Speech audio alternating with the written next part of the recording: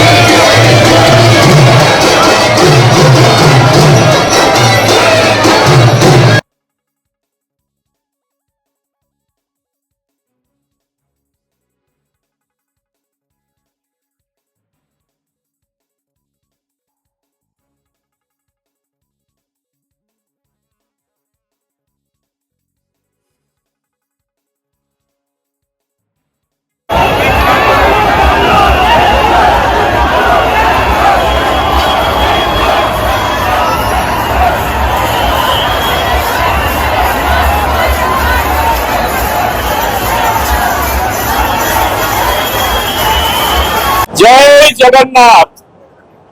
भगवान जगन्नाथ जी की 148મી रथ यात्रा पवित्र पर्वे दरेक प्रजाजनों ने खूब खूब शुभेच्छाओं पाठवुं छुं। भगवान जगन्नाथ एक दरिद्र नारायण श्रमिकोना आराध्य देव पण छे। आजे माननीय वडाप्रधानश्रीए जे विकसित भारतनो संकल्प लीधो छे ए संकल्प पूरो करवा माटे हम सौ गुजरात विकसित गुजरात थी विकसित भारत माटे आपने सौने भगवान जगन्नाथ खूब शक्ति आपे एवी भगवान जगन्नाथना चरणोमां प्रार्थना पण करी छे। आजे જ્યારે 148મી રથયાત્રા નીકળી છે ત્યારે સરકાર અને પોલીસ તંત્રએ ભક્તજનોને દર્શન માટે કોઈ તકલીફ ન પડે એવી ખૂબ સરસ વ્યવસ્થાનું પણ આયોજન કરેલું છે।